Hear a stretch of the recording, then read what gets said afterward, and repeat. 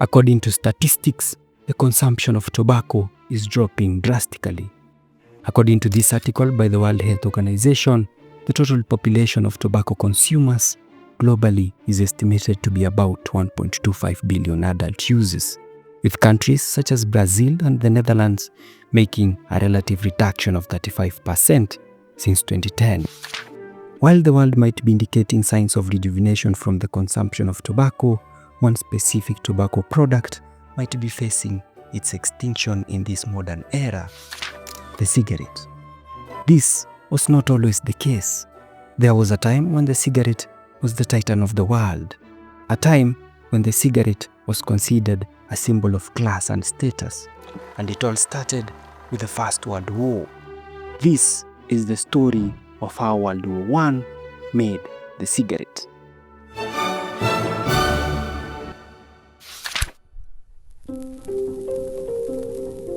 Prior to 1881, the cigarette was not popular. Tobacco was consumed using the pipe, chewing and snuffing. In England, the pipe was the most fashionable method of smoking tobacco. Prince Albert smokes cool. Prince Albert tastes fresh. And now, for the man who prefers the convenience of a pouch, Prince Albert comes... Reflecting this mood, Horatio Bassino, a Roman Catholic priest, recorded his observations of the pipe smoking in London, stating that, quote, "One of the most notable things I see in this kingdom, and which strikes me as really marvelous, is the use of the queen's weed, properly called tobacco, whose dried leaves come from the Indies, packed like so much rope. It is cut and pounded and subsequently placed in a hollow instrument, a span long, called a pipe. The powder is lighted at the largest part of the bowl, and they absorb the smoke with great enjoyment. They say it clears the head, dries up humors, and greatly sharpens the appetite. It is in such frequent use that not only at every hour of the day, but even at night, they keep the pipe and steal at their pillows and gratify their longings. Amongst themselves, they are in the habit of circulating toasts, passing the pipe from one to the other with so much grace, just as they here do with good wine."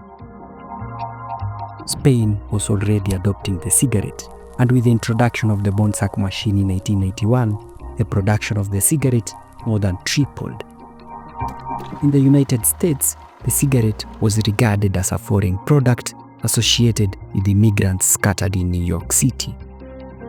In 1912, the average smoker in Britain consumed 428 cigarettes a year. In Spain, 238, Russia, 235, Germany, 178, Japan, 145. And in the US, an average cigarette smoker consumed only 138 cigarettes per year. In an attempt to curb this trend, R.J. Ronalds introduced the Camel cigarette in 1913. I'd walk a mile for a camel. These attempts will be short-lived due to the resistance from the moral reformers who preached the evils of the cigarettes. Other anti-cigarette reformers, such as Lucy Page, echoed their sentiments under the basis that cigarette smoking was associated with moral degradation and that men who smoked were linked with lack of masculinity. Between the years 1893 and 1927, 15 states had prohibited cigarette sales. Additionally, other states banned women from smoking cigarettes in public. Echoing these sentiments, one particular skeptic, John Harvey, claimed that women who smoked in public reduced their likelihood of being taken seriously. Other skeptics like Gaston and Francis Willard argued that women who smoked in public were a detriment to the women's suffrage movement. But just as the war against the cigarette was about to reach its climax, it was rudely disrupted by the First World War.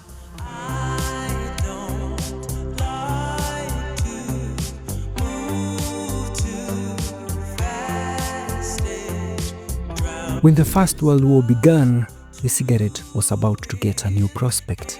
Before the war, the United States recorded the lowest cigarette consumption per annum. But just a year after the war started, the consumption of cigarettes suddenly exploded. By 1927, the ban against the cigarette had been repealed. To top it off, the Congress allocated funds to include the cigarette as a necessity in the daily rations of soldiers.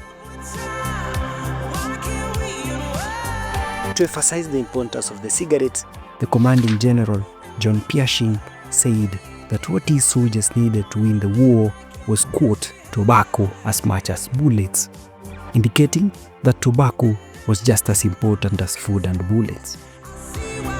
Reflecting this mood, the War Industries Board also insisted on the urgent need of the cigarette industry, stating that tobacco industry was, quote, essential. As a result, granting the cigarette companies the key to transportation, raw materials, and cheap labor. Former skeptics of the cigarette who railed against it just before the First World War are now singing its praises. The YMCA, who aligned with anti-cigarettes activists like Lucy Page, are now handing cigarettes to soldiers. The main argument behind this sudden change of heart being to reduce the abuse of hard drugs, the likes of cocaine, activities such as gambling, and indulging in prostitution. These activities were viewed to be more unethical compared to the cigarette, which was now viewed to be less harmful. Tobacco manufacturers also took advantage of the war, making advertisements that linked cigarettes to patriotism.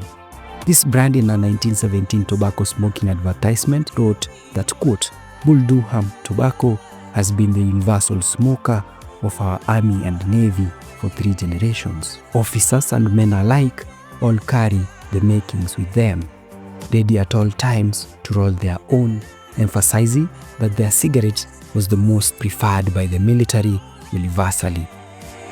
They even wrote that, quote, fall in line with hundreds of thousands of red-blooded smokers, suggesting that if you smoked their cigarette, you were directly fighting with the soldiers.